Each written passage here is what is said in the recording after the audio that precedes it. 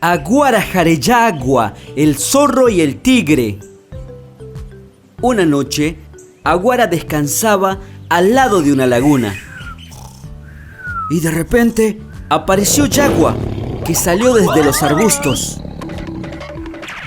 Yagua correteó a Aguara porque tenía mucho hambre.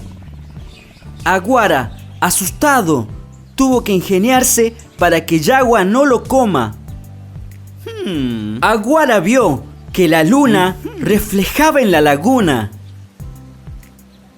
Aguara dijo: Yagua, ¡para! ¡No me comas! ¡Mira en la laguna! ¡Hay un gran queso! Yagua dijo: ¿Queso? ¡Qué rico! Quiero comer queso porque me encanta. Aguara dijo: solo tenés que saltar hasta donde está el queso, en medio de la laguna.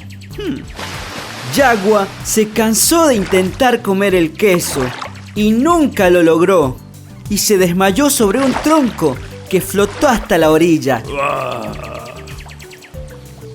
Yagua se despertó asustado y Aguara dijo: te tuve que salvar para que no te ahogaras.